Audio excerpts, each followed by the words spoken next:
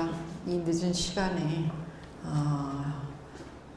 만나 뵙게 돼서 대단히 반갑고요. 오늘 제가 준비한 주제는 보시는 바처럼 이제 중자치와 마을자치에 대해서 마련을 하였습니다. 참 놀라운 것은 이 자치분권대학이라고 하는 이 과정이 참 과거 정부에서는 개설된다는 것은 거의 상상할 수 없었을 것 같은데 세월이 지나면서 이러한 그 대학이 개설되었다는 이 자체에 대해서 굉장히 좀 놀랍고요. 그리고 권력에 대해서 얘기를 공개적인 자리에서 해볼 수 있는 그런 과정이 아마도 처음이지 않을까 하는 그런 생각을 하면서 오늘 이렇게 진도를 나가보도록 하겠습니다. 자, 보십니다. 최근 들어 다 아시는 바처럼 정부가 이 국정과제 100개를 발표를 했습니다. 거기에 보시면 국정기획자문위원회에서 마련한 100개 중에 74번째로 들어있는 것이 획기적인 자치분권 추진과 주민참여 실질화를 약속을 했죠. 뿐만 아니라 아신 바처럼 행안부 김두관 장관이 이제 자치분권에 대해서 엄청 많은 그런 언급을 했던 것으로 기억하고 있습니다. 그리고 지난 정부에서 너무나 집권이 이렇게 지나치게 강조되다 보니까 나타났던 해악들이 너무 많아서 이제는 이제 분권으로 가야 되지 않겠는가. 분권뿐만 아니라 이제 스스로 우리가 주민들이 지역에서 주인이 되고 그 다음 우리가 삶의 질을 높일 수 있는 그야말로 자치를 할 수 있는 그런 분위기를 우리 스스로 만들어서 자 앞으로는 아마 내년 6.13 이 지방선거 이전에 원래대로 한다라면 이 개헌이 어느 정도 현실화되었어야 하는데 이제 그때까지 이 자치분권이 정말 화두가 되어 뭔가 변화가 있었으면 좋지 않겠느냐에 대한 그런 열망이 여기저기에서 일어나고 있는 것으로 알고 있습니다. 그런 까닭에 어쩌면 이 자치분권대학에서 이러한 강의가 마련된 것 아닌가 하는 그런 생각도 들고요. 잠시요. 자, 최근에 가장 화두가 되고 있는 자치분권이라고 하는 그런 단어들. 그래서 특히 자치는 여기 앉아 계신 우리 선생님들이 많이 들어보셨겠지만 분권이라는 단어는 사실 권력을 위에서 밑으로 나눠주겠다 이 부분이거든요. 이게 사실 엄청난 의미를 내포하고 있는 그런 단어라고 저는 생각을 합니다. 그런데 우리 대한민국이 지난 몇 년을 이렇게 생각을 해보면 어떤 게 떠오르냐면 여기 지금 보시죠. 이 자료에 2006년부터 지난 10년 넘어서부터 계속 우리 국민의 1인당 GDP는 2만 불을 달리고 있습니다. 2006년, 11년 전에 우리는 어떤 생각을 2017년 되면 정확하게 10년 후면 우리는 3만 불 GDP를 이렇게 향할 줄, 이렇게 스프링할 줄 알았어요. 그래서 선진국의 대열에 우리가 진입이 충분히 될 것으로 이렇게 생각을 예상을 했었었는데 지금 우리 대한민국의 여러 현황들을 살펴봤을 때에 또 여러 이슈들을 살펴봤을 때에 답이 안 나온 거죠. 답이 안 나와. 그래서 이 답을 우리가 정말 얻을 수 있는 유일한 그런 이 화두가 있다면 어쩌면 자치분권이 아닐까에 대한 어떤 기대를 막연하게 하면서 우리 국민 개개인이 사실은 참 부지런하고 그 다음에 각자가 가진 역량은 굉장히 탁월하잖아요. 근데 이제 이것들이 모아지질 않는 거예요. 그러니까 결집이 되어지지 않는 거예요. 그래서 어쩌면 자치분권이라고 하는 이런 대학들을 이제 전국에서 쭉쭉 마련해 가면서 조금 더 우리가 우리를 돌아볼 수 있는 그러한 계기를 마련하는 것이 바로 이 부분이 아닌가 하는 그런 생각이 들었습니다. 여기 지금 보시는 바처럼 2016년도에도 계속 보면 다 보시다시피 강보합세 1인당 국민소득이 계속 2만 달러에 머물러 있는 거예요. 그래서 이걸 어떻게 극복할 수 있을 것인가? 자, 거기에서 고민이 깊어졌습니다. 그래서 여기서 지금 보시는 것처럼 자, 지금 보시는 첫 번째 주민자치 이해입니다. 사실 저는 오늘 여기 주민들이 한 반 이상 오실 줄 알았어요. 네. 국장님하고 방금 전에 이렇게 말씀 나눴지만 그래서 주민들이 한 절반 정도 와야 여기서 주민자치의 이해가 되는 거거든요. 그래서 주민 참여와 마을 자치인데 우리 강동의 자치분권대학에서는 주민 자치와 그 다음에 주민 참여를 이렇게 말씀하셔서 저는 혹시 이제 많은 주민들이 여기에 오시지 않을까 은근 기대를 했었습니다. 어찌됐든 여기에 보시는 바처럼 우리 대한민국 사회에서 사실 지방자치가 시작이 된 것은 꽤 오래됩니다. 그래서 이제 보시는 바처럼 지방의회가 지금 시작이 된 거 26년이 됐고요. 그 다음에 자 민선 22년, 그래서 민선 6기입니다.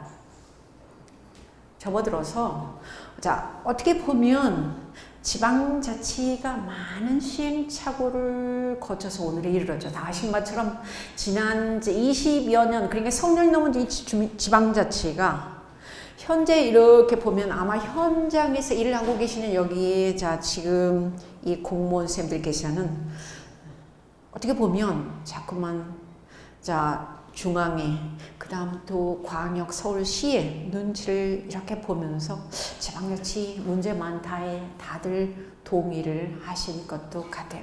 이런저런 그런 이유로. 왜냐하면 여기에 보시는 바처럼 중앙집권이라고 하는 그러한 이 그 제도 때문에 따지고 보면 우리가 1987년에 개헌을 했었습니다. 자, 개헌. 그래서 대통령 직선이 1987년 딱 30년 됐어요. 근데 30년 이후로 한 번도 헌법을 고쳐보지 못했고요. 또 이 30년 동안 너무나 중앙 집권이라고 하는 어떻게 보면 우리나라에 어울리지 않는 우리가 조금 이렇게 어떻게 보면 불편한 옷을 입고 있다 이렇게 말씀드려도 틀린 말은 아닐 것 같아요. 그래서 중앙 집권이라고 하는 것은 사실 2017년을 살아가면서 조금 이제 어울리지 않다. 조금 바꿔야 되지 않을까. 그래서 아까 말씀드렸던 것처럼 내년도에 개헌으로 이렇게 쭉 나아갔으면 좋을 것 같은데 지금 현재 국회에서 이렇게 진행되고 있는 거 보면 조금 그 부분이 불편해지기도 해요. 아마 더 잘 아실 거라고 보고. 자, 그렇다면 여기서 지금 두 번째 여기서 자 보시죠. 오늘의 주민자치. 오늘의 주민자치는 사실 보면 제도적으로 상당히 열악합니다. 주민자치라고 하는 것은 이제 주민회가 있긴 했지만은 그거를 전체 우리 주민자치의 대표성을 가지고 있는 그런 단체라고 말씀드리기도 좀 거시기 하고요. 그 다음에 어떻게 보면 주민들이 지역의 문제에 대해서 관심을 가지고 지역의 어떤 그런 주인으로서의 역할 이런 부분들이 상당히 저는 아직까지는 조금 단계에 이르지 못했다고 저는 말씀드리고 싶어요.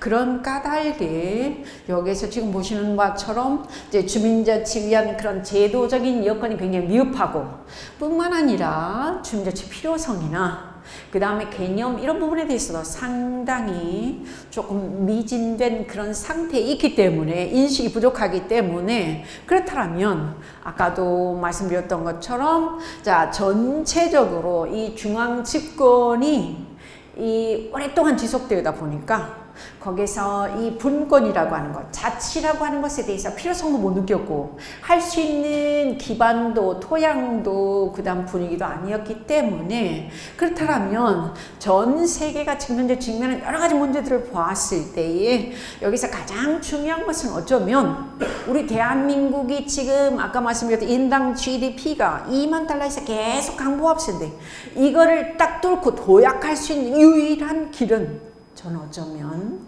여기서 주민들이 자치 역량을 키우는 것 뿐만 아니라 여기서 자치 역량을 키움과 동시에 지역에서의 정말 어떻게 보면 직접민주주의라고 하는 이게 자유민주주의의 주인공이 우리 주민들이 스스로 될 수 있는 그런 역량을 키워주고 그 다음에 거기에 대해서 필요성을 느끼면서 우리가 앞을 헤쳐나간다면 우리가 분명 1인당 GDP가 3만 불로 도약이 쉽지 않을까. 그러니까 우리가 유일하게 희망을 걸 수 있는 경제, 그 다음에 무슨 문화, 그 다음 뭐 정치 어떤 면보다도 저는 가능성 있다라고 보는 것은 주민들이 아까도 말씀드렸던 것처럼 자 개개인의 역량을 키워서 어떤 분권과 자치에 대한 어떤 그런 그 부분에 눈을 뜨고 관심을 가지면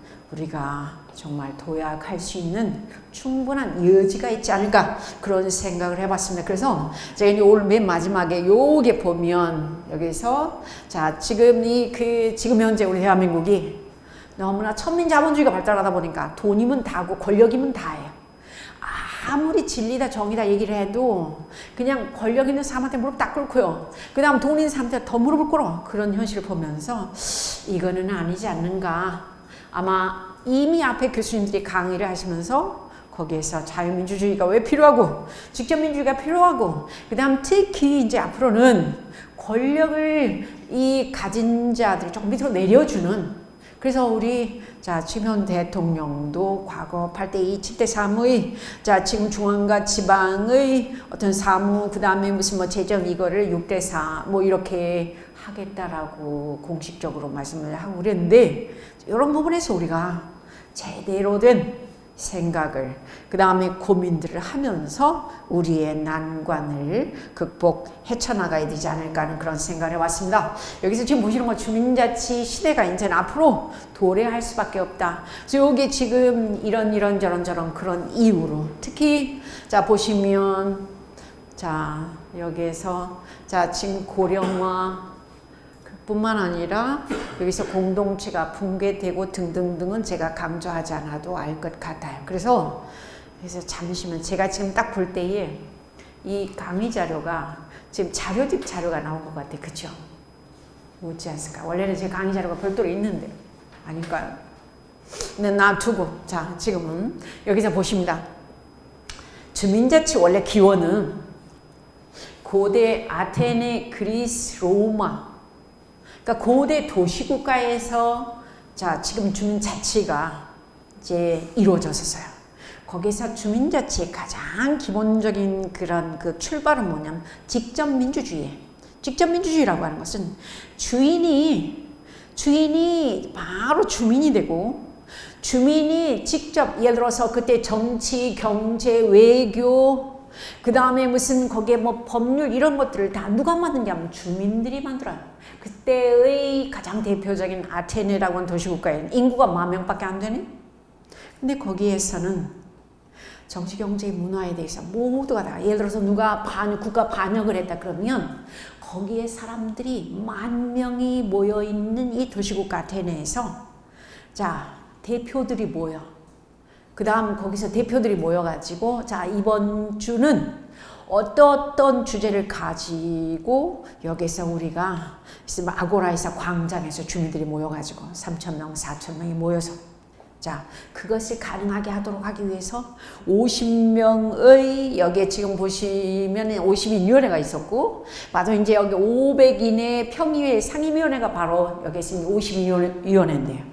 이러한 리더들이 자 지금 10,000명의 주민들을 대상으로 1년이면 52주 중에 40주를 여기서 이제 의회를 만들어요. 여기서 아고라에서 모여가지고 직접 민주주의가 거기에서 자 현장에서 모든 것이 결정이 되고 현장에서 모든 이렇까 저렇까 그럴까에 대해서 모든 사람들이 발표하고 토론하고 그 다음에 거수로 이러한 것이 바로 그러니까 주민이 그냥 개인에서 머물러 버리는 게 아니라 지금 우리 마을 지금 이 아테네 도시를 보다 더 잘 살 수 있도록 정치적인 문제, 외적의 침입 문제, 그 다음에 뭐 법의 문제, 그 다음에 세금의 문제, 모든 것을 어디에서 결정했냐면 바로 여기에 아고라라고 하는 민회 들어보셨죠? 그죠?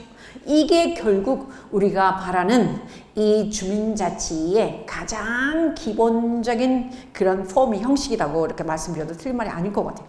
어떻게 보면 바로 직접 민주주의죠. 근데 오늘날 우리 대한민국을 이렇게 보면 주민자치의 뜻이 조금 전달되기가 어렵죠. 여기서 주민들이 자치는 스스로 다스리는 거 다 알아요. 그런데 어떻게 자치하라고? 근데 요즘 다들 먹고 살기 어렵잖아요. 그러니까 마을에서 다 어떻게 돼버리냐면 개인에 머물러 버려. 개인에 머물러 버려. 바꿔 말하면 이제 이 개인이 똑똑한 개인이 정말 자기의 성공을 위해서 자기의 출세를 위해서는 엄청 많은 노력을 하는데 이 많은 개인들이 지역으로 동네로 마을로 나온다 안 나온다 다 같이 안 나오죠. 문제는 거기에 있다고 봐요. 저 아테네처럼 1년에 40번이 넘는 의회를 통해서 그리고 거기서 제일 중요한 건 의장은 항상 오래 하면 독재를 할 수 있으니까 거기에서 매주 의장을 선출을 새로이 해. 그러한 시스템을 갖췄었던 지금 아테네를 보면 지금 몇천 년 전이잖아요. 3,000년 전에 아테네에서 벌써 저런 이 시스템을 갖춰서 주민자치의 원형이 이루어졌었는데 우리는 지금 직접 할 수 없으니까 대신 우리가 대표를 뽑아가지고 의원을 지금은 광역이든 아니면 기초든 아니면 우리가 단체장이든 아니면 여기서 국회의원이든 대의민주주의를 지금 하고 있는데요. 사실 인제는 앞으로는 우리 대한민국이 너무나 중앙집권 그러니까 어떻게 보면 지금 중앙집권에서 가장 실수를 많이 한 게 지난 4년 동안에 박근혜 대통령이잖아요. 그죠? 어떻게 보면 국민이 51%가 뽑아줬는데 그 국민들한테 많은 것을 내려줘야 되잖아요. 이 부분에 대해서 국민들을 의식을 하고 밑으로 내려주는 그러한 해안이 있었어야 되는데 혼자서 그냥 독단으로 했었던 오늘날 국정농단의 결과 대한민국 얼마만큼 어려운지는 더 잘 아시라고 보고요. 이런 여러 가지 현실들을 보면서 아까 말씀드렸던 이 주민자치를 우리가 고대 아테네의 어떤 그런 아고라 정도, 민회 정도는 못하더라도 이제 우리가 이제 어느 정도 좀 이렇게 각자가 가진 역량이 있으니까 이것들을 바탕으로 우리가 지역에서 정말 주인이 될 수 있는 그런 고민들을 조금 해봐야 되지 않을까 하는 그런 생각을 해보면서요. 지금 우리 대한민국은 단체자치만 늘 여기 지금 보시는 것처럼 법률적으로 제도적으로 그 다음에 상명하달 그 다음에 이를테면 우리가 흔히 말하는 중앙대 지방의 저런 이 단체자치만 얘기를 했지 주민자치에 대해서는 별로 이제 언급을 안 했었던 것이 오늘의 실정이고요. 그래서 아마도 우리 여기 앉아 계시는 공무원 선생님들께서는 아니면 우리 주민자치 위원님들 계시다라면 주민자치 위원회가 있어요. 가끔 면동마다. 뿐만 아니라 우리 이제 서울시 424개 동에 보면 2층에 자치회관이 있습니다. 자치회관이 만들어지기까지 주민자치센터가 2000년에 만들어졌어요. 정확하게 지금 18년이 됐습니다. 18년이 됐는데 이 2층에 그러니까 주민센터 2층에 있는 주민자치위원회 이 자치회관은 애시당초 누가 만든 거냐면 바로 이제 김대중 대통령 당시 97년 12월 15날 대통령 선거가 있었는데요. 아시는 것처럼 그때 이제 IMF 이후로 뭔가 변화가 필요했었고, 특히 그때 선거 공약 중에서 읍면동 기능 전환을 약속을 하죠. 전산화가 막 진행되었습니다. 그래서 그때는 공무원들이 한 읍면동에 보통 동에 한 30명 이상 있었었죠. 전부 다 지금 출생신고, 그 다음에 예를 들어서 지금 그 인감증명서를 떼러가 전입신고 전부 다 몰려 있으면 옛날에 다 수기로 했잖아요. 하다 보니까 보통 거기에 3시간, 2시간이 최하 걸리는 시간이에요.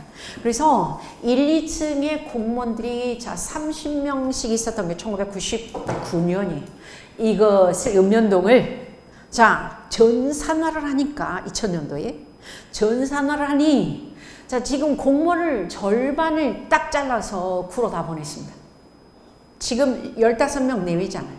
물론 아까 길동 같은 데는 한 20명 넘어야 될 것 같아요. 5만 명 넘으니까. 그렇다면 2층이 비어버려요. 주민센터 2층이 비니까 비어버린 2층을 전에는 공무원이 다 있으면 공무원을 다 15명 다 없어지니 이 공무원들이 나간 그 자리를 뭘로 할 것인가? 이렇게 시범 사업을 해본 결과 이거 할까 저거 할까 더 동민의 집 할까 문화의 집 할까 뭘로 할까 복지의 집 할까 여러 가지 하다가 결국은 만들어진 게 바로 오늘날에 다 같이 뭐냐면 주민자치센터인데 이게 2008년도에 우리 서울은 전부 다 뭘로 바뀌냐면 자치회관으로 바뀌죠. 근데 일반 주민들은 주민센터인지 자치회관인지 동사무소인지 관심 있다 없다 다 같이 없어요. 바로 이 부분이죠. 관심 없습니다. 정말 없습니다. 이게 오늘의 현실임을 감안한다면 아까도 말씀드렸던 것처럼 이 읍면동 기능 전환을 위해서 지금 이 자치회관을 만들어 주민자치센터를 만들었는데 주민자치센터 2층이 이제 이걸 갖다가 지금 아까 말씀드렸던 것처럼 거기에서 6가지의 기능을 하게 하지요. 6가지 기능이 이제 바로 여기 나와요. 6가지 기능.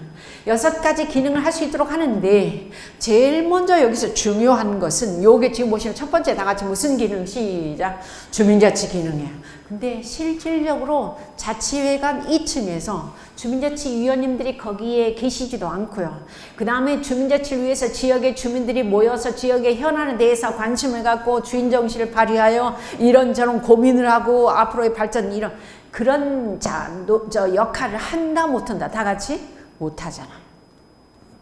할 수도 없고. 그래서 아까 말씀드렸던 것처럼 여기 지금 보십니다. 여기가 바로 2000년 7월에 주민자치센터가 만들어지는데요. 여기서 지금 보시는 이 자치회관 기능이 6가지야. 그런데 이 6가지 기능 중에서 역할 중에서 지금 현재 가장 두드러진 게 뭐냐면 문화 여가 기능이에요. 문화 여가 프로그램이 제일 많이 하고 있어요. 지역 주민들을 몇만을 거기에서 어우르고 그 다음에 지역의 주인정신을 발휘하여 스스로 지역의 삶의 질을 높이고 그 다음에 현안에 대해서 고민하고 우리가 어떻게 하면 함께 더불어 이런 고민 전혀 안 합니다.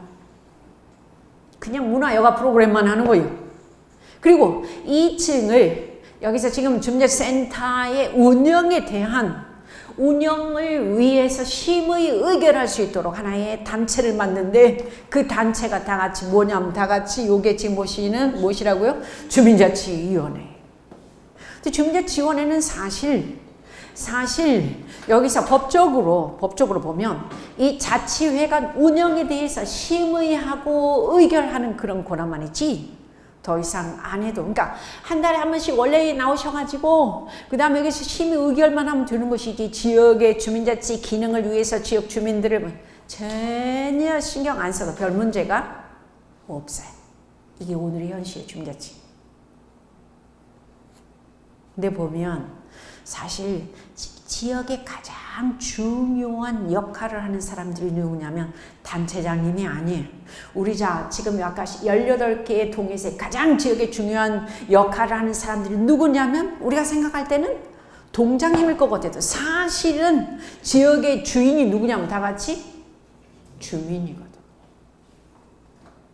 동장님은, 팀장님은 순환보직에서 자 이렇게 가시면 돼요.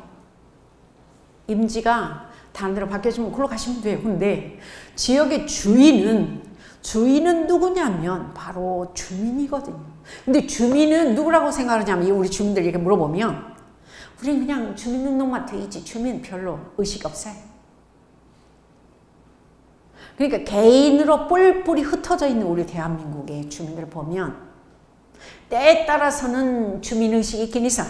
그런데 아까 말씀 나왔던 것처럼 자치 역량을 키워서 지역의 어떤 발전과 현안과 그 다음에 거기에서 스스로 토론하고 문제에 대해서 자 논의하고 그럴 수 있는 장은 전혀 아닌 것 같아요. 그런 분위기는 지금까지는 갖추지 않은 것 같아요. 그런 까닭에 아까도 말씀드렸던 것처럼 이 주민자치에 대해서 우리가 단체들 엄청 많잖아요. 결사체도 많고 시민단체도 많고 지역에 그러한 단체들이 다 어떻게 보면 하나가 되어서 그렇다고 뭐 공동체가 되려는 것은 아니에요. 나름의 뭔가 지역에서 주인정신을 발휘하고 지역의 발전에 대해서 현안에 대해서 관심을 갖고 그 다음에 주민으로서의 역할을 생각해 볼 수 있는 그러한 기회를 가져야 되는데 여기에 그런 게 별로 관심 갖지 않아요. 그래서 요게 지금 보시는 것처럼 주민자치 기능이 정말 중요하거든요. 주민자치 기능이 아까 무슨 뭐 아테네 아고라 가치는 아니더라도 이를테면 뭔가 거기에서 토론도 하고 그 다음에 이런 생각 저런 생각 그런 생각도 좀 하고 우리가 어떻게 하면 주인이 되어서 어떻게 하면 조금 더 지역의 문제에 대해서 주인의식을 가지고 바라보고 그럴 것인가에 대해서 전혀 관심 없어요. 그러한 토양이 마련되지를 못했던 것이 오늘날까지였었다. 그래서 여기서 지금 보시면 주민자치센터의 기능 역할이 상당히 형식적이었다. 그리고 동장님 밑에 그냥 주민자치위원회는 거기에서 이렇게 그냥 하부 기관 내지는 하부 단체 그런 정도로 머물러서 어떻게 보면 주민도 없고 자치도 안 되고 그 다음에 그냥 거기에서 끼리끼리 모여가지고의 친목만 하는 그런 단체로서 지난 18년을 보내온 거 아닌가 하는 그런 생각이 들어요. 그래서 여기 지금 보시는 것처럼 제도적으로 주민자치위원회가 제대로 역할을 할 수 있는 그러한 제도가 그때 만들어지질 않았고요. 그 다음 특히 주민자치위원님들이 제대로 정말 활동할 수 있는 권한이나 혜택이 주어지지를 않았었던 것도 분명하고요. 그래서 결국 그분들이 제 지역에서의 리더로서 마을의 어른으로서 뭔가 역할을 할 수 있도록 이렇게 정말 지지가 있어줘야 되는데 그런 부분도 없었다. 그러다 보니까 여기서 맨 밑에 또 재밌는 게 있어요. 자, 보시는 것처럼 2017년 5월 현재 전국에 3,502개의 읍면동이 있습니다. 그 중에 이렇게 보시면 전체 약 한 81.5% 정도의 제 주민 읍면동의 주민자치위원회가 있는데요. 여기 보면 경상북도에는 주민자치위원회가 24%밖에 되질 않아요. 그리고 저쪽에 이제 전라남도에도 57%밖에 읍면동에 주민자치위원회가 있질 않아요.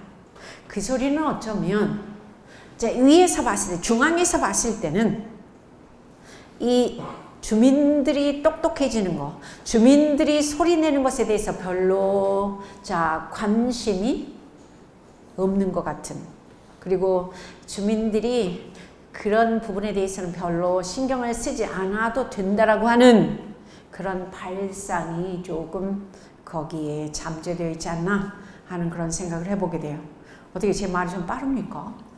아닙니까? 이해 되십니까? 그래서 혹시 우리 여기 앉아 계시는 우리 선생님들께서 나중에 동장님 되어 가시면 주민들이 가능하면 그러니까 훌륭한 리더는 이 밑에 있는 사람들에게 위임을 많이 해주고 그 다음에 자 역량을 키워주는 그런 역할을 많이 하는 사람들이 또 훌륭한 리더라고 그러지 않습니까? 그래서 우리 나중에 동량님 되시면 좀 많이 키워주시면 좋겠다는 그런 생각이 들고요. 그래서 이제 향후에 이제 서울형 주민자치회가 이렇게 만들어진다고 하는데 이제 그 부분에서도 좀 할 얘기가 많이 있을 것 같은데요. 어찌됐든 지금 현재는 주민자치위원회가 있어도 상당히 실질적으로 할 수 있는 그런 권한이나 혜택이 거의 없는 실정이다. 자, 그래서 여기 아까 말씀드렸던 것처럼 약간 어떤 부분이 좀 더 다 나왔었고요. 그래서 주민자치란 결국은 뭐냐? 아까 말씀드렸어요. 개인이 지금 전부 다 우리 대한민국의 5천만 보세요. 이 똑똑한 개인이 전부 다 어디에 다 숨어 있냐면 집 안에 방 안에 다 숨어 있어요. 혼자서 다들 지금 이 어떻게 보면 평균 학력도 올라오고 그 다음에 어느 정도 다 똑똑해져 있어요. 그런데 다 개인으로 머물러 버려. 그러니까 개인으로 머물러 버린 이 지금 이 5,200만이 어떻게 하면 동네로 나오고 지역으로 나오고 그 다음에 여기서 지금 마을로 나왔을 때 거기서 결집되어지는 그리고 우리 지역에 대해서 관심을 가지고 주인정신을 발휘한다면 아까도 말씀드렸던 이 주민자치 역량이 엄청 커져 있을 텐데 이 부분에 이제 특히 우리 자치회관 같은 경우는 굉장히 아까운 정말 장소잖아요.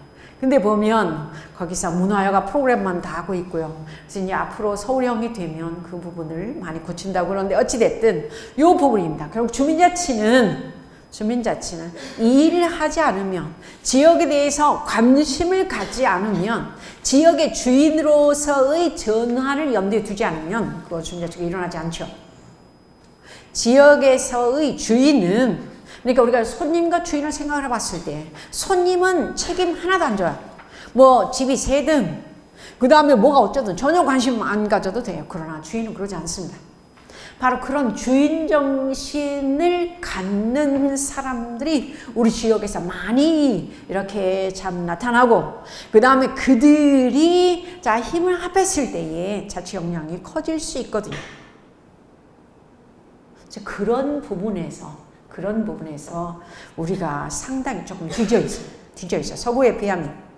서구는 그리스교가 특히 가톨릭이 독일이나 프랑스나 이태리나 스페인 이런 나라를 보면 가톨릭이 오랫동안 국교로서 자리를 했기 때문에 매주 만나는 사람들이 성당에서 거기서 지역의 현안에 대해서 그 사람들은 우리처럼 이렇게 이제 그 지배 개념이 어떤 투자의 대상이다 그런 게 아니기 때문에 거기서는 굉장히 정주율이 높잖아요. 우리는 이 사람 많이 가야 능력이 있다라고 얘기를 하고 그런데 이런 부분에서 상당히 우리가 좀 많이 바꿔줘야 되지 않을까 싶어요. 근데 당분간 어렵겠지만 어찌됐든 자 그들은 매주 교회에서 만나서 지역의 문제에 대해서 지역의 발전에 대해서 항상 토론하고 논의하고 그러다 보니까 거기서 주민자치가 엄청 많이 주인정신이 각자에게 다 이렇게 배어있죠. 반면 우리는 그냥 주민등록만 되어 있으면 되는 거예요. 더 이상 바랄 것도 없어. 근데 이제는 조금 우리가 변화해야 되지 않을까 그런 생각이 드는 거예요. 그렇게 해주시고요. 자, 그래서 결국은 뭐냐? 아까 말씀드렸던 것처럼 주민자치 다른 거 아니야. 여기 지금 보면 혼자가 지금 현재 이제 마을로 나올 수 있도록 그 소리는 뭐냐면 혼자가 개인으로 지금 전부 다 집 안에서 아파트 안에서 정말 꽁꽁 숨어 있어요. 특히 많이 배운 사람 우리 국장님도 마찬가지 나중에 은퇴하시면 당연히 마을로 들어가서 지역으로 들어가 동네에 들어가서 봉사를 하시고 거기에서 주인정신을 발휘하여 주민자치 대가가 되셔야 되는데 그때부터는 이제 마을은 뒤편이고 놀러 다니시랴 해외여행 다니시랴 이런 게 대부분이거든. 그리고 어떻게 하면 저쪽 가서 꽁이나 치시려고 하시고 이런 우리 현실. 그래서 많이 배우고 많이 가진 자들일수록 머리카락 안 보이게 꼭꼭 숨어버려. 대한민국에. 이제 이건 아니라는 거죠. 그래서 지역에서 정말 다시 배워서 남주는 그러한 형식을 취하면서 지역에서 리더들이 활약을 하고 그다음 아까 말씀 나왔었던 것처럼 개인이 마을로 동네로 지역으로 나올 수 있도록 끄는 힘이 있어야 되는데 이게 많이 좀 부족한 것 같아요. 가진 자들과 배운 자들이. 동의하시죠? 그래서 우리 선생님들은 나중에 이렇게 했었으면 좋겠다 하는 그런 생각이 들어요. 자, 그리고 여기 지금 보시는 바처럼, 예. 그래서 스스로 일할 수 있도록, 그러니까 지역에서, 자, 지금 보면, 많은 사람들은 그냥 주인 아니다 그러고, 많은 사람들은 지역 문제에 대해서 지역 현안에 대해서 관심 없어요. 논의? 전혀 적이 없습니다. 그런데, 자, 여기 앉아 계시는 우리 선생님들은, 주무관님들은 나중에 은퇴하신 다음에, 자, 지역에서 리더로서, 그 다음에 주인 정신을 분명히 발휘할 수 있는 그러한 어른의 역할을 해주셨으면 좋겠다. 그래서 앞으로는 주민자치 시대가 당연히 도래할 수밖에 없고요. 그 다음 아까도 말씀드렸던 것처럼 지금 현재 2만 불에서 계속 11년째 가고 있어요. 내년도 절대 올해보다 더 높아질 가능성은 100의 1도 없어요. 아시잖아요. 이렇게 된다면 우리 희망이 없잖아요. 자, 우리가 가진 마지막의 히든 카드는 아까도 말씀드렸던 것처럼 이 역량을 키워서 그 다음에 우리가 자체의 주인공이 되고 분권의 주인공이 되었을 때 우리가 지금까지 입었었던 낡은 옷, 그 다음에 어울리지 않았었던 우리의 모든 것들을 좀 이렇게 탈탈 훌훌 털어버리면서 새롭게 도약할 수 있지 않을까 이렇게 생각을 해봐요. 넘어가고, 예. 이제 향후 주민자치의 모습은 저는 다른 것 다 바라지 않아.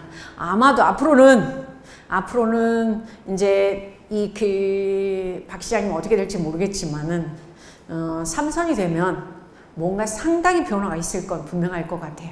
그렇게 되면서, 주민자치가 상당히 좀 강조가 되고, 그러면서 또 분권도 그렇게 해서 마을 주민들이 뭔가를 알아서, 그래서 이제 우리 행정이 하고 있는 것을 민이 할 수 있도록 이렇게 많이 내려주지 않을까 하는 예상을 조심스럽게 해봅니다. 그게 꼭 정답이라고는 보지 않지만은 그렇게 시도를 해보는 것은 안 하는 것보다는 전 더 낫다고 보고요. 자, 넘어가도록 하죠. 자, 보십니다. 여기 보면, 자, 라디오에서 뭐가 나와요? 아, 이게 아니네. 이게 제대로 된 거네. 자, 보시면 라디오에서 뭐가 나오는데 굿모닝이 나오니까 할아버지가 뭐라고 그러냐면, 아, 손자야, 그 굿모닝이 뭐냐. 그러니까 할아버지 굿모닝은 아침 인사인데 좋은 얘기예요. 그러니까 거기서 할아버지가 그래? 그럼 내가 집에 가서 할머니한테 아는 척을 좀 해봐야 되겠다 해가지고 할아버지가 이제 집에 가셨습니다. 할머니한테 불렀어요. 할머! 그러니까 거기서 할머니 왜 그러시오? 그러니까 거기서 거기서 이제 할머니한테 할아버지가 굿모닝 했어요. 그랬더니 할머니가 굿모닝? 자, 할머니 답변이 뭐였을까? 우리 선생님. 식사하시네요? 응? 식사하는 자, 뭐라 그랬을까? 몰라. 자, 여기서 지금 할머니가 뭐라고 했나 보면 굿모닝 할머니. 이분 50년 덮고 사셨어요. 근데 여기서 다 뭐라고 그럴까? 시레이고. 우리가 관계하다 보면 제일 어려운 게 뭐예요? 소통이에요. 그쵸? 대답 안 하시. 소통이 제일 어렵죠? 남편하고 살아도 어쩔 때는 정말 이렇게 꽉 이렇게 벽이 두껍게 드리워지는 그런 경우도 가끔 느끼실 수 있을 거예요. 살다 보면 관계에서는 소통이 제일 어려운 것 같아요. 그래서 제가 요 자료를 가져와 봤고요. 지금부터는 이제 어떻게 보면 요 마을 단위에서 동 단위에서 어떻게 보면 참여와 자치의 가장 대표적인 사례가 여기에 보시는 것처럼 협동조합이 아닌가. 그래서 이제 생협이라고 하는 것을 사례들을 제가 몇 개 가져왔는데요. 사실 우리 대한민국은 아까도 말씀드렸던 것처럼 너무나 천민자본주의가 갑작스럽게 발달해버리고 그 다음에 지금 해방 이후 72년 동안 아주 좀 열심히 살아오고는 있지만 일제강점기 35년의 청산이 안 되어 있기 때문에 갈수록 빈부격차가 벌어지고 있는 오늘의 현실. 그래서 이제 많은 사람들은 그 자체에 대해서 분노하고 절망하고 그 다음에 특히 젊은 친구들은 상당히 앞으로 미래에 대해서 꿈이 없다, 희망이 없다, 뭐 헬조선이다, 뭐 이런 얘기를 또 많이 하고 있지만 어찌됐든 그래도 우리 마을에서 우리 주민들이 정말 이렇게 자치를 할 수 있는 가장 어떤 대표적인 사례로서 성공했다라고 여기서 지금 얘기할 수 있는 그런 것들 중에서 여기에 보시는 바처럼 생활협동조합 아니면 마을협동조합을 가져와 봤어요. 물론 아까 말씀드린 것처럼 우리는 대규모 어떤 하여튼 간에 모든 가닥의 규모의 경제학 때문에 이 기업, 대기업을 더 선호하고요. 그 다음에 가게도 큰 곳을 더 선호하고, 그 다음 마트도, 그 다음에 무슨 음식점도 다들 이렇게 큰 곳을 선호하는 그런 경향성이 없지 않습니다. 그러다 보니까 협동조합 정도의 가게들, 그 다음에 어떤 그런 그 회사들은 살아남지를 못하는 현실이에요. 그래도 한번 제가 이것을 가져와 봤으니까 한번 이렇게 들어보시죠. 여기서 특히 생협이라 그러면 쭈쭈쭈쭈쭈쭈 해서 여기서 이제 요즘은 뭐라고 얘기를 하냐면 요 법이 만들어져 가지고 소비자 생협을 이제 아이쿱 생협, 한살림 다 아실 거예요. 한살림 들어보셨죠? 그 다음에 요게 보면 둘의 여성민의 생협들이 상당히 많이 있습니다. 이제 이런 생협들은 사실 어떻게 보면 이제 뜻이 맞는 여러 사람들끼리 자발적으로, 자조적으로, 자체적으로 거기서 하나의 조합을 만들어서 조합원들이 돈을 내 가지고요. 이렇게 자 만들어진 그런 협동조합의 형태인데, 이 협동조합이 만들어서 전국적으로 성공을 하기는 상당히 어렵습니다. 저러한 이 이름을 들어보셔서 아시지만 그래도 한번 들어보시죠. 예. 그래서 지금 보시면 이제 가장 대표적인 그런 그 생활협동조합의 사례는 이제 요게 보시는 성남시에 있는 북정고등학교에서 매점을 보니, 제 고등학교 매점을 한번 생각해 보세요. 우리 국장님도 고등학교 다니실 때 이 매점 생각해 보면 뭐가 떠오르세요? 국장님? 저 고등학교 때는 학교에 매점이 없었던 것 같아요. 학교에 매점이 없으셨어요? 고등학교 때는 없었던 것 같아요. 김한식 국장님 매점이 없으셨어요? 그런 학교도 있었습니까? 진짜 그렇는가 보네요. 진짜 없었던 것 같아요. 믿어지십니까? 제가 가난해서 못 갔나? 아, 제가 가난해서 매점을 못 이용해서 생각이 안 나는 것 진짜. 그랬다 칩시다. 근데 우리 여기 맨 앞에 앉아 계시는 우리 선생님, 고등학교 때 매점 하면 뭐가 생각나세요? 쉬는 시간에 빨리 갔다 온다. 그쵸. 빨리 갔다 와야 돼. 막 수백 명이 한꺼번에 들어와서 막 이거저거 저거를 이렇게 필요한 것도 사기 때문에 완전히 그 전쟁터가 다름이 없잖아요. 그럼 거기서 먹었던 음식 한번 생각을 해보세요. 맛있었어요? 맛없었어요? 그냥 초코파이, 우유, 사이다 이런 거였는데. 맞아. 근데 이제 그래도 지금 말씀하신 그런 거는 물론 저랑 세대 차이가 나지만은 상당히 이렇게 그 고급 초코파이 이런 정도인데 우리 때는 전부 다 무명. 그냥 그 왜 그 이름 없는 음식들 있잖아. 튀김에 뭐에다 이만큼 갖다 놓으면 거기서 막 이렇게 막 완전 이렇게 그 속전속결로 팔면 그것이 그렇게 맛있었고 뭐 그랬던 그런 기억이 나요. 어찌됐든 매점에서 파는 음식들은, 매점에서 파는 물건들은 이 검증이 안 된, 그러니까 어떻게 보면 조금 말씀드린 비위생적인 그런 것들이 되게 많은 거예요. 그래서 엄마들이, 선생님들이, 학생들이 이거는 아니지 않는가? 아니 우리가 이렇게 소속을 알 수 없는 그런 음식들을, 또 그런 이를테면 김밥들을 이건 아니지 않는가에 대해서 문제의식을 느껴가지고 학생들이, 엄마들이, 선생님들이 논의를 길게 해서 우리끼리 출자를 해가지고 돈을 얼마씩 해가지고 거기에서 자기들이 자 지금 주인이 되어서 협동조합을 만들었어요. 자기들이 물건을 떼다가 그 다음 엄마들이 돌아가면서 자원봉사를 해가지고 아이들에게 분명한, 출처가 분명한 음식들을 거기서 공급하는 그러한 형태를 취했으니 여기서 지금 보시죠. 소보로빵에다 카스테라에다 두두두두두두. 지금까지는 그냥 매점이 좀 어설펐다라면 우리가 먹을 거니까, 우리들이 주인이니까 뭐 이익을 많이 남기지 않고 우리끼리 직접 떼다가 엄마들이 조금만 도와주면 자 해서 친환경 학교 매점을 운영하게 된 바로 이게 자 지금 복정고등학교 학생들이 엄마들하고 아니면 아빠들하고 힘을 합쳐서 만든 이 자치의 가장 보편적이고도 성공적인 그런 형태 결과로서 이런 것이 학교 매점의 협동조합으로 나타난 거 아닌가 이해되시죠? 네, 바로 저런. 그리고 여기서 뭐 커다란 이익을 남기고 그럴 필요도 없어요. 조금만 신경 쓰고 조금만 더 노력하면 자 저렇게 해서 엄마들이 이렇게 저렇게 해봤더니 정말 아주 제 전국에서 최초로 만들어진 학교 협동조합의 성공 사례로서 하다 보니까 다른 대학에서 다른 학교에서도 이제 전부 다뭐 총신대학이다 뭐 숭실대학이다 다 학교 매점들이 협동조합을 만들어 가지고 거기에서 이제 자치를 스스로 하기 시작하더라 이렇게 말씀드리고 싶고요. 그 다음에 이렇게 해서 다 나왔습니다. 이렇게 다 나왔고 예. 저렇게 해서 다 나왔고 그 다음에 이제 두 번째 대전 아이쿱이라고 하는데 혹시 들어보세요. 대전시 유성구에 있는 한밭 생협으로 유명하죠.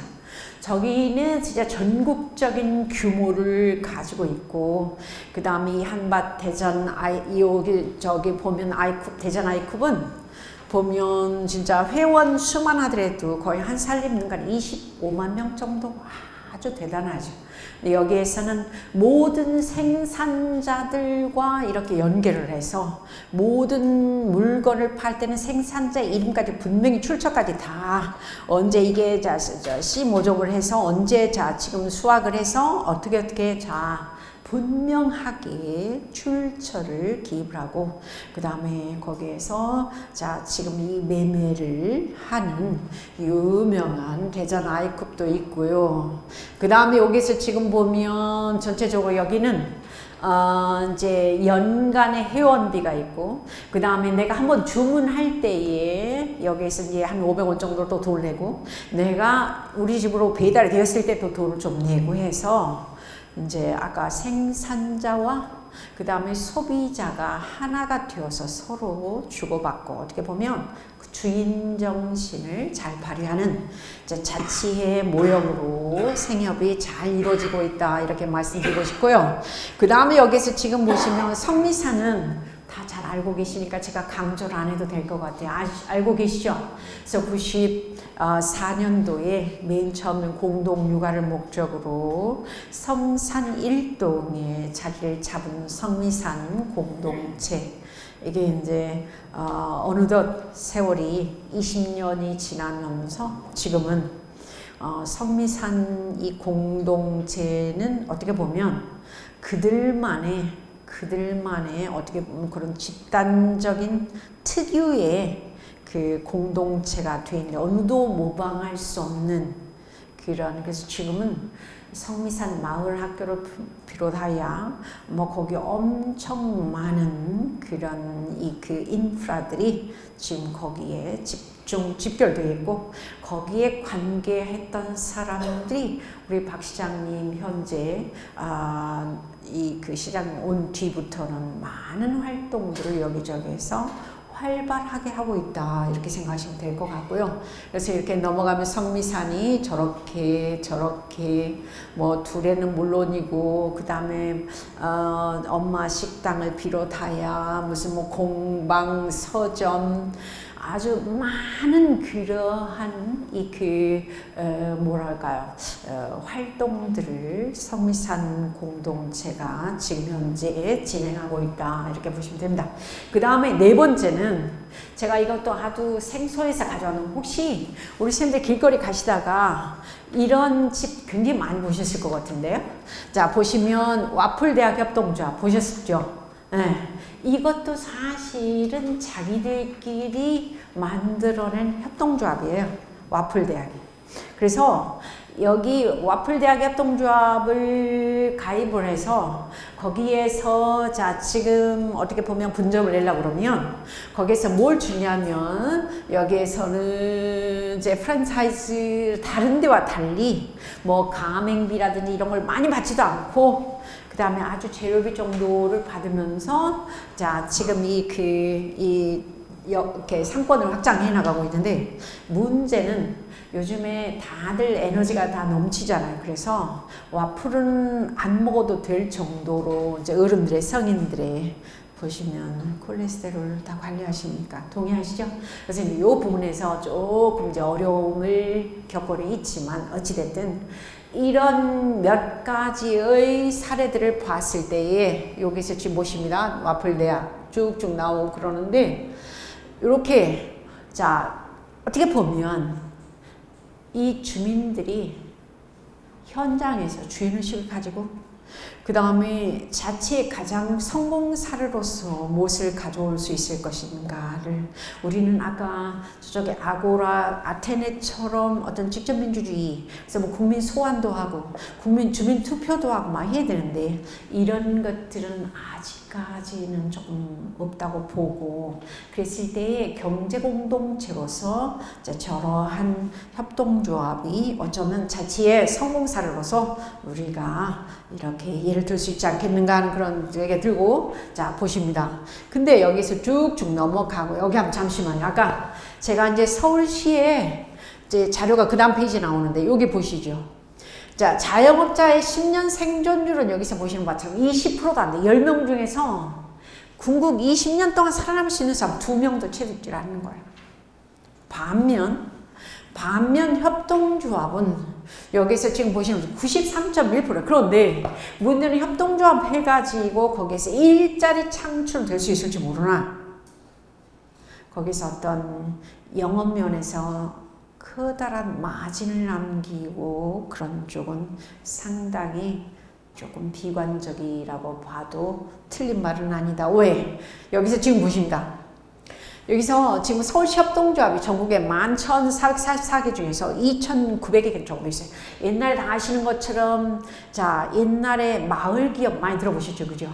마을기업 해가지고 다 성공이 그 전에 커뮤니티 비즈니스 다 해가지고 들어보셨습니까? 그렇게 해서 맨 처음에 몇 년 하다가 그 다음에 마을기업 하다가 요즘은 이제 협동조합을 이렇게 돌아. 근데 자, 아까 말씀드렸던 커뮤니티 비즈니스에서 마을기업에서 그 다음 협동조합으로 지금 이렇게 세대가 교체가 되고 있는데 마을기업 해가지고 되던가요? 아, 어렵죠.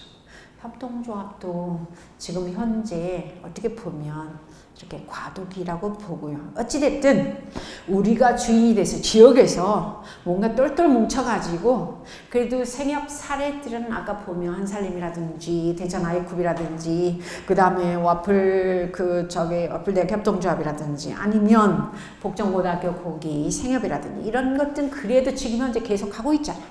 성공 사례로.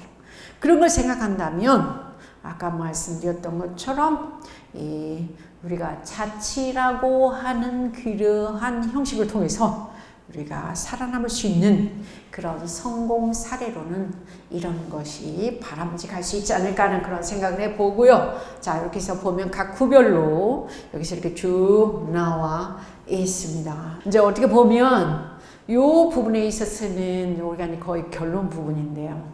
저기 보시죠.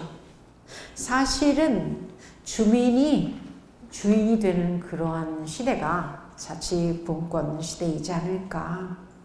네. 그래서 내년도에 6.13 지방선거 전까지 이 개헌 논의가 어떻게 진행이 될지는 아무도 모릅니다. 그런데 우리가 이 부분에 대해서 이번에 기회를 놓치면 상당히 조금 이렇게 늘어질 것 같아요. 그래서 이 자치와 분권이라고 하는 그 주제들에 대해 우리가 한번 좀 고민해 보시면서 아까 말씀드렸던 것처럼 특히 요 뒤에 있습니다. 주권 재빈이라고 하는 거. 아까 박 대통령이 자기가 당선됐으면 이제 국민 개개인을 생각하면서 그 다음에 정말 주민들을 생각하면서 밑으로 내려줘야 되거든. 그런 거 없이 결국은 지난 4년이 지내왔기 때문에 이렇듯 국정농단 사태가 일어나지 않았는가. 그래서 여기서 지금 주민이 주인이 되는 가장 대표적인 것이 아마 여기 뒤에서 보면 여기 나오지만 다 같이 한번 읽어보십니다. 무슨 주의? 다 같이 직접민주주의.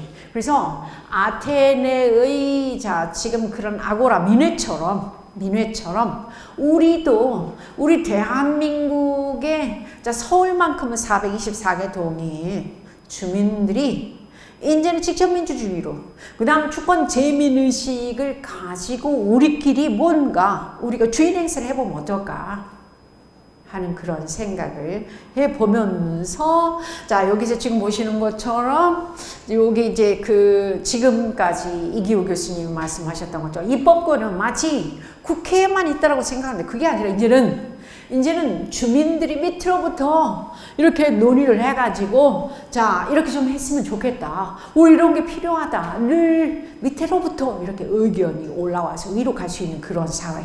이게 결국은 자치와 분권이 결국 아름답게 꽃이 피어졌을 때 그런 현상이 나타나지 않을까 하는 그런 생각이 들고요. 그래서 결국은 여기서 보면 이제 권력은 이쪽일수록 아름다워요.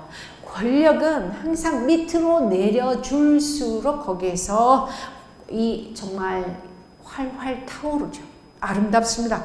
근데 그런 부분에 대해서 별로 그렇게 관심과 신경을 못 쓰는 이제 그걸 보면서 자 여기서 지금 보시죠. 잠시 직접민주주의 사회 우리 대한민국에서 제가 볼 때는 서울시가 조금 아까 그 박 시장님이 만약에 삼선을 가신다면 굉장히 많은 변화가 있을 거라고 제가 조심스럽게 예측을 해봤는데요. 그 중에서 여기에 보시는 바처럼 지난 이 서울시 찻동에서 마을 계획을 하고 있는 데가 있습니다. 다 아실 거예요. 마을 계획이 상당히 지지분하고 뭐 사실 쉽지는 않죠. 근데 거기에서 나름 지난 자 6월 7월 달 2달가량을 8월 달까지 해가지고 마을 계획에서 주민총회라고 하는 마을 총회라고 하는 거 마을에 있다는 단어들을 대상으로 해가지고 개최해봤던 것 같아요.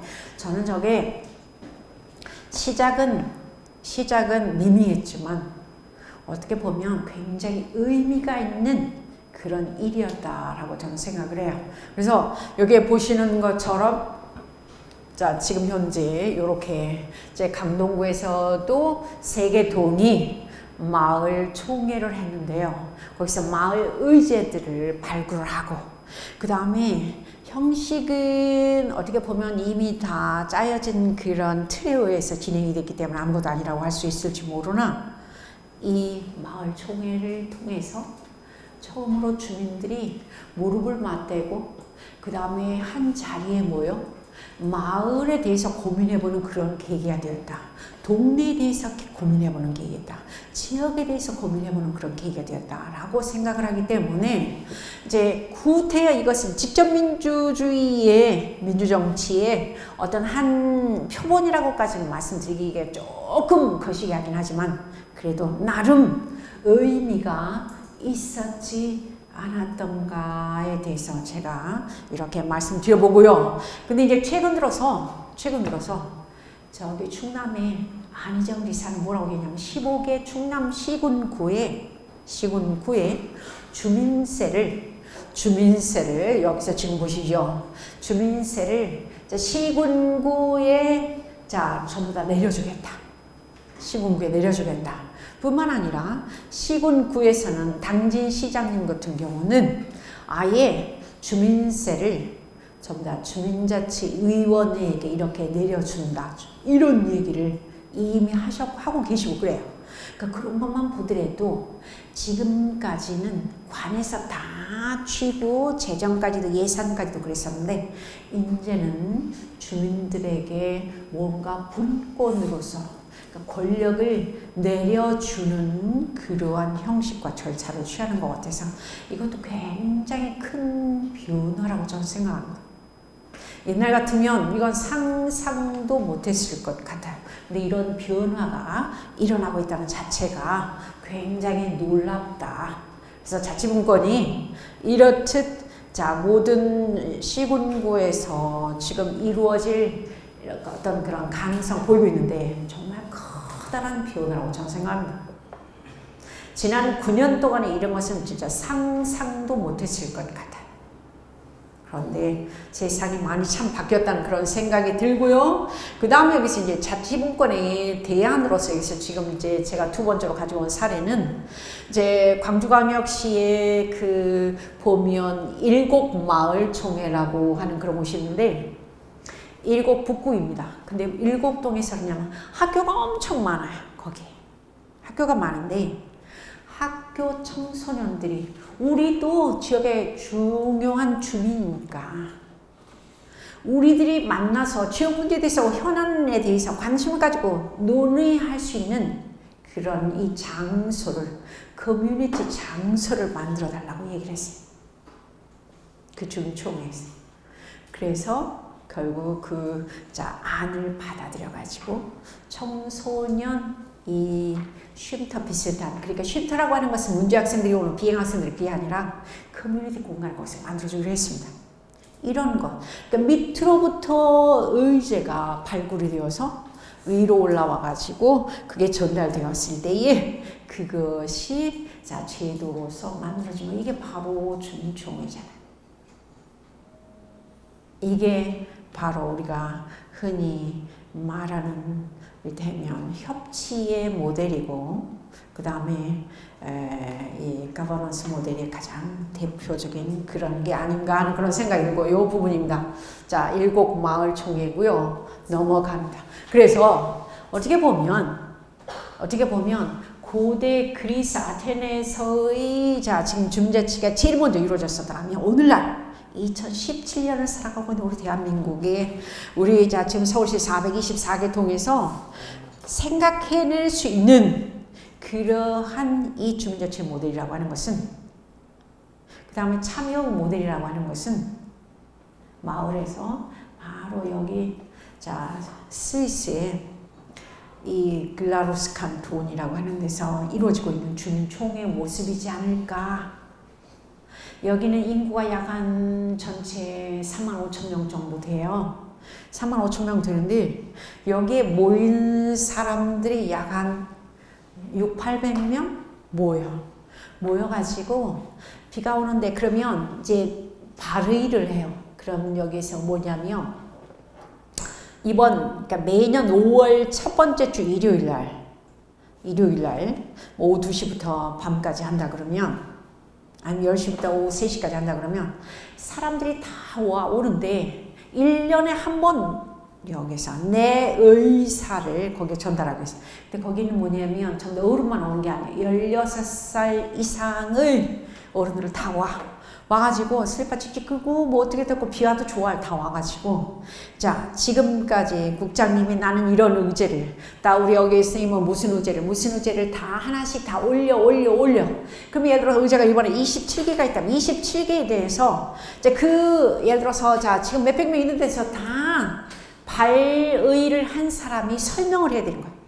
이 주제가 왜 중요한지. 근데 27개라는 사람들 중에서도 이미 그동안에 내 것은 별로 중요하지 않으니까 그래서 포기란 사람들 몇 명이 속출해. 그럼 10몇 개가 거기서 다 소개되는 거예요. 내가 생각할 때는 흡연자들 권리를 이렇게 했으면 좋겠다. 그 다음에 이번에 여기서 뚝방길에서 뭐 이랬으면 좋겠다. 뭘 어쨌으면 좋겠다. 그게 민원이든 아니든 전부 다 거기서 소개를 하는 거예요. 그러면 거기에서 궁금하면 또 거기 사람들 또 물어보고 또 물어보고 대답하고 거기에서 그 주제에 대해서는 참 중요하다.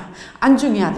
특히 거기서 강조되는 게 뭐냐면 그 지역 주민들이 내는 주민세에 대해서 세율을 거기서 결정을 해요. 세율.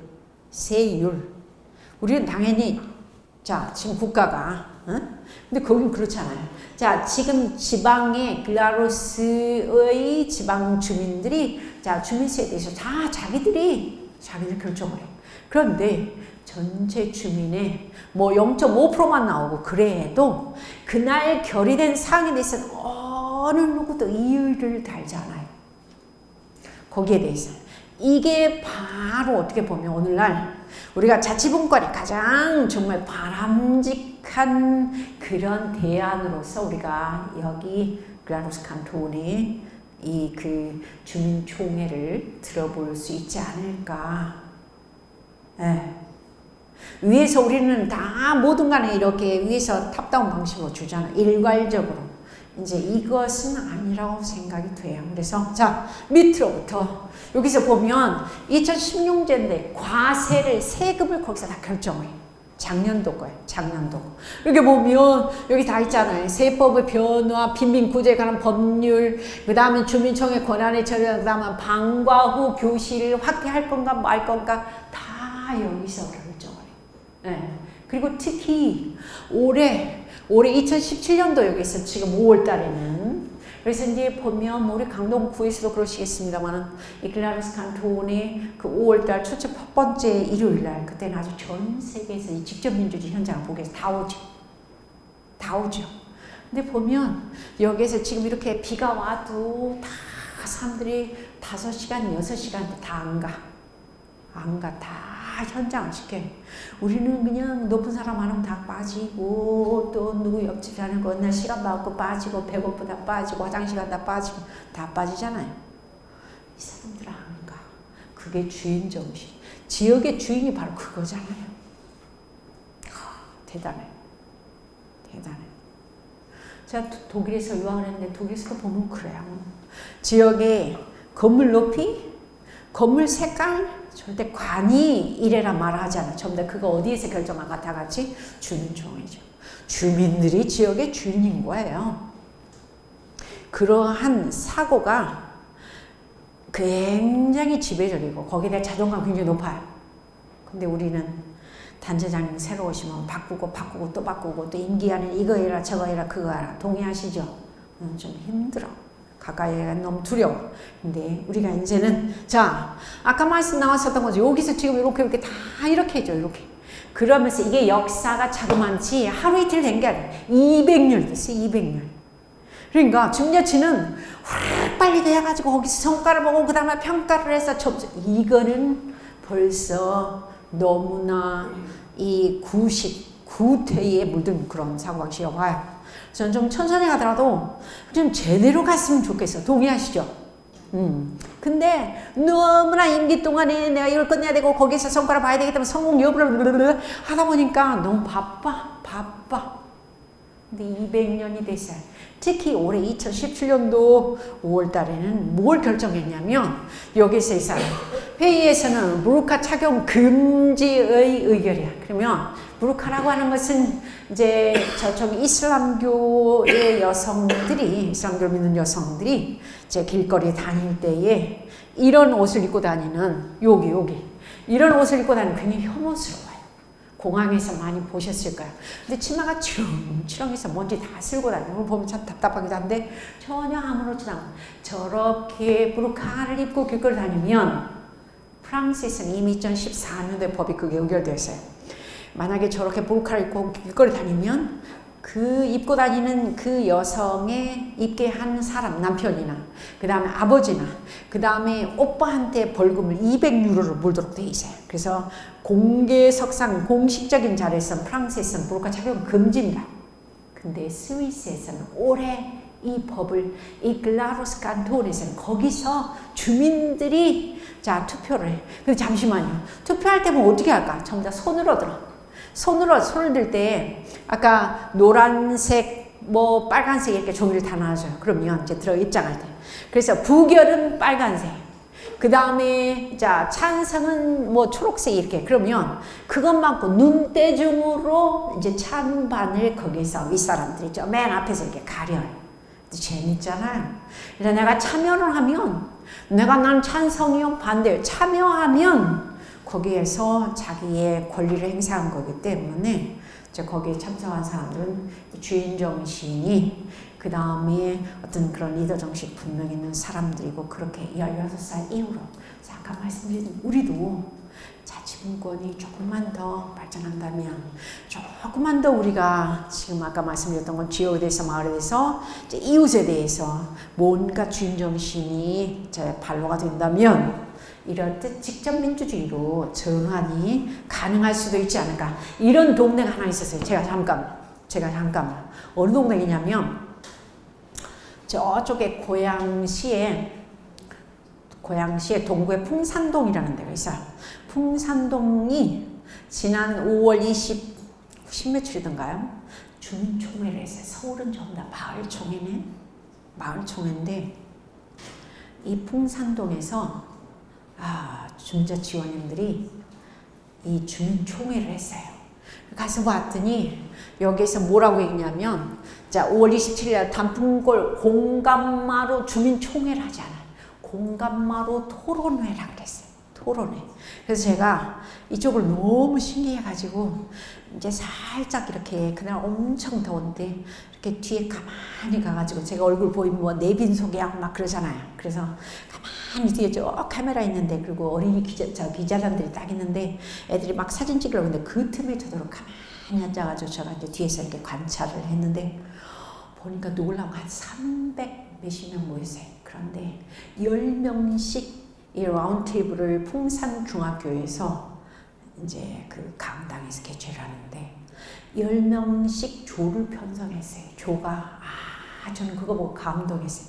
무슨 조냐면 정주민, 그 다음에 무슨 뭐 학부모 운영회, 아파트 입주자 대표회의, 그 다음 무슨 직능단체, 그 다음에 여기는 학생들, 교회, 성당 전부 다 10명씩 이렇게 테이블에 조를 만들었더라고요.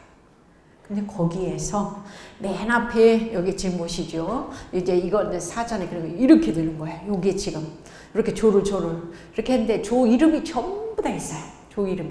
그리고 여기에서 지금 보면 공감마루 토론을 지금 하는데 조 이름이 다 이게 책상에 다 있습니다. 근데 거기에서 맨 앞에서 진행을 하는 거예요. 4개의 토론 주제들이 나와. 토론 주제들이 뭐냐면 제가 기억하기로 자 우리 마을의 가장 큰 문제점 뭐라고 생각하십니까? 그러면 그 주제를 주고 15분 동안에 이제 거기 10명이 토론을 하는 거예요. 그럼 누구는 써? 이 문제, 저 문제, 그 문제, 이 문제 다 써. 해가지고 이제 5개 정도의 안이 나왔다면 그 중에서 제일 큰 문제에 대해서 사람들이 10명이 스티커를 이렇게 붙이는 거예요. 포스트잇 스티커를. 그래서 그 중에서 제일 많은 것이 우리 조에서 말하는 이를테면 이제 제일 문제점 뭐라고 하는가 요거의 결론이 나오는 거예요. 이것들도 다 취합을 해. 30개 조를. 그래서 발표하도록 하고요. 그래서 그렇게 저렇게 진행되는 걸 봤어요. 물론 토론은 우리 굉장히 취약하잖아요. 그래서 전체 진행하는 걸 이렇게 저는 뒤에서 가만히 보니까 우리가 생각하는 것처럼 막 뭐 그렇지는 않아요. 그래도 형식과 절차 면에서 어떻게 보니 정말이지 저는 놀라웠었어요. 저렇게 하면 어쩌면 우리가 지역에서 사실 우리가 그런 그 공개적인 자리에서 토론이 익숙하지는 않지만 그래도 어차피 이렇게 첫 발을 떼어놓는 그러한 자리로서는 굉장히 저는 나름 의미가 있었다 이렇게 생각하는데 지금 이렇게 다 앉아서 지금 발표도 하고 그 다음 여기 아까 말씀 나왔었던 것처럼 여기 지금 그걸 다 써서 이렇게 붙여서 이렇게 다 수합해가지고 앞에서 이렇게 30개 조를. 근데 조마다 거기에 퍼실리테이터가 뭐 다 그게 아니라 처음이니까 거기까지는 안 가는 것 같아요. 그런데 나름 상당히 이렇게 발전 가능성이 엿보이는 그러한 토론회가 개최되더라는 그런 말씀을 이렇게 드리고 그래서 요런 자 지금 사진을 제가 찍었는데 멀리서 찍어야 되니까 제가 안 보여야 되잖아요. 그래서 이렇게 찍다 보니 조금 사진이 어설펐습니다. 그렇게 해서 여기 지금 풍산동의 주민토론회는 우리 인터넷 검색해 보면 하나도 안 나와요. 왜냐면 보도 자료도 안 내세요. 그리고 어떻게 보면 이 주민토론회에 대한 노하우를 사람들에게 공개 안 하고자 아직까지는 조금 이제 미흡하다고 생각한 것 같아요. 근데 저는 거기서 무단한 정말 무궁한 가능성을 엿봤거든요. 야 대단하다. 이렇게까지 진짜 전부 다 기획하고 준비하고 정말 저는 감동을 먹었어요. 이제 그런 부분을 보면서 직접 민주주의가 우리는 늘 멀게만 느껴졌는데 어쩌면 가능성도 있겠구나 하는 그런 생각을 하면서 자 여기 지금 보십니다. 결국 마을이 우리 박원순 시장 많이 얘기 잘하지만 마을이 국가이고요. 국가가 곧 마을이에요. 돌아가는 그 시스템은 어쩌면 거기에 다 함께 누적이 되어 있지 않을까 하는 그런 생각이 들고 이제 마을 자치라고 하는 것은 결국 뭐냐? 마을 단위까지. 주민자치, 마을자치 했을 때 마을 단위까지 주민자치가 특히 지역 민 생활 속에 이 자치가 뿌리 내려져서 하나의 삶의 형식으로 자치가 존재한다라면 결국 마을자치, 주민자치가 함께 어우러져서 이제 이렇게 되지 않을까. 그래서 아까도 말씀드렸던 것처럼 지역의 주민은, 지역의 주인은 누구냐면 바로 주민이다. 저는 그렇게 말씀드리고 싶어요. 그래서 주민들이 지역에 대해서 눈을 떴을 때, 마을에 대해서 눈을 떴을 때, 동네에 대해서 눈을 떴을 때에 그 동네는, 그 마을, 그 지역은 드디어 뭔가 가능성이 엿보이지 않겠는가 하는 그런 생각을 해봤고, 자 결국 이제 보면 주민자치, 마을자치 전망은 아까 말씀드렸던 것처럼 여기서 쭉쭉 특히 국민소득 3만 불 시대를 도약할 수 있는 주민들의 삶의 질이 현저하게 상승될 수 있는 그런 계기가 아까 말씀드렸던 것처럼 주민자치와 마을자치를 통해서 가능해지지 않을까 하는 저의 소박한 생각과 그 다음에 특히 여기서 옛말에 그런 얘기잖아요. 사공이 많으면 어쩐다고요? 배가 산으로 가. 근데 요즘은 그러지 않아요. 사공이 많으면 어떻게 돼요? 배가 산으로 가는 게 아니라 배가 앞으로 더 잘 갈 수도 있어요. 왜냐하면 거기서 토론이 잘 이루어져서 어떻게 하면 조금 더 좋은 방향으로 이렇게 저렇게. 그래서 옛날에는 말 많은 것을 견제하고 말 많은 것을 싫어했었던 그런 분위기에서는 말이 많으면 자 사공이 말이 많으면 산으로 간다 그러는데 요즘은 세상이 바뀌어졌기 때문에 훨씬 더 잘 갈 수 있어요. 그래서 밑으로부터의 의견을 수용을 해서 그 다음에 지역의 주인이 개인이 아니라 주민이 될 수 있는 그런 사회를 우리가 만들어 간다면 충분히 자 다 아시는 것처럼 이제 버락 오바마 대통령은 8년에 자 지금 대통령 임기를 마치면서 마지막으로 국민들에게 한 얘기가 있습니다. 자, 이 모든 변화는 다 같이 누가 할 수 있다. 다 같이 여기 앉아 계시는 우리 자 주민들 우리가 할 수 있다. 여기 지금 무슨 yes we can.